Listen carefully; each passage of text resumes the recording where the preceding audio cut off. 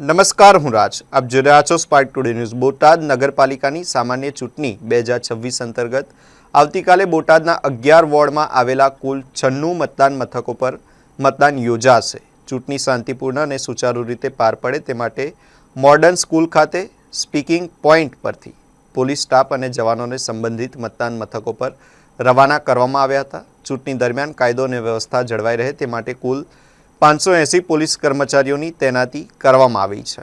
ઉનાળાની ઋતુને ધ્યાનમાં રાખીને મતદાન મથકો પર મંડપ, છાયો અને પીવાના પાણીની સુવિધા પણ ગોઠવવામાં આવી છે. તંત્રએ મતદારોને નિર્ભય વાતાવરણમાં પોતાના મતાધિકારનો ઉપયોગ કરવા અપીલ કરી છે.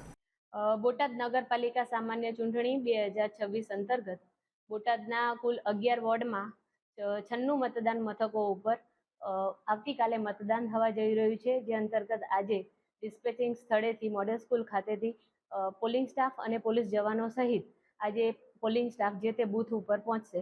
કુલ 11 રૂટ છે. દરેક રૂટ ઉપર દરેક બસની વ્યવસ્થા કરવામાં આવી છે અને દરેક બસ સાથે એક હથિયારધારી પોલીસ બંદોબસ્ત દરેક પોલિંગ સ્ટાફને જે તે બૂથ ઉપર પહોંચાડશે. પોલિંગ સ્ટાફમાં કુલ 580 પોલિંગ સ્ટાફ છે. પોલીસ સ્ટાફમાં 163 પોલીસ સ્ટાફની ડિપ્લોયમેન્ટ કરવામાં આવ્યું છે. 11 ઝોનલ અને 11 મદદનીશ ઝોનલ નિયુક્ત કરવામાં આવ્યા છે. ખાસ વ્યવસ્થાના ભાગરૂપે ઉનાળાને ધ્યાનમાં રાખીને આપણે દરેક બૂથ ઉપર છાંયડો અને મંડપના ગાળાની વ્યવસ્થા અને પાણીની વ્યવસ્થા કરવામાં આવેલ છે. વધુમાં આપણે એક મેડિકલ મોબાઈલ વાન દરેક બૂથ ઉપર મતદાનના દિવસે અને આજના દિવસે પણ ફરતી રાખીશું, જેથી કરી અને મતદારોને અને પોલિંગ સ્ટાફને પણ ગરમીના કારણે કોઈ પ્રશ્ન થાય તો તરત જ એમને તાત્કાલિક સારવાર મળી રહે. અને વધુમાં અત્રેથી પણ પોલિંગ સ્ટાફને અમે મેડિકલ કિટનું પણ વધારાનું વિતરણ કરવામાં આવ્યું છે.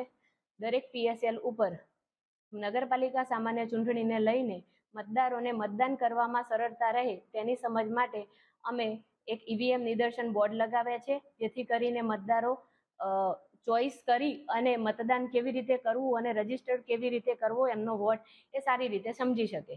બોટાદ નગરપાલિકામાં આપણે 15 સંવેદનશીલ મતદાન મથકો છે.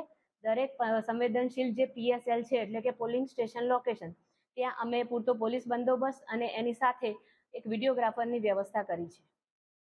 બોટાદ જિલ્લામાં જે સ્થાનિક સ્વરાજ્યની ચૂંટણી ચાલી રહી છે તેમાં આજે ડિસ્પેચિંગની કામગીરી અહીં ચાલી રહી છે.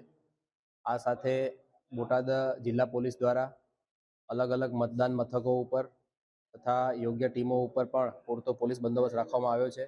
સંવેદનશીલ બૂથ અને જે પણ અન્ય સંવેદનશીલ વિસ્તારો છે ત્યાં પેટ્રોલિંગ અને બંદોબસ્ત પણ રાખવામાં આવ્યો છે. હાલમાં અહીં મોડલ સ્કૂલ ખાતે ડિસ્પેચિંગની કામગીરી ચાલે છે, તેમાં પણ ટ્રાફિકની સમસ્યા ન સર્જાય તે માટે યોગ્ય રીતે ટ્રાફિક પોલીસ અને સ્થાનિક પોલીસ દ્વારા પણ બંદોબસ્ત રાખવામાં આવ્યો છે અને પાર્કિંગની વ્યવસ્થા પણ કરવામાં આવી છે. આથી તમામને અપીલ છે અને અનુરોધ છે કે કોઈ પણ આવા નાગરિકો છે તે ભયમુક્ત વાતાવરણમાં જો ચૂંટણીનો સંપૂર્ણપણે પોતાની મતદાનની ફરજ નિભાવી શકે તે માટે પોલીસ છે કટિબદ્ધ છે અને સંપૂર્ણપણે ખડે પગે રહેવાની છે.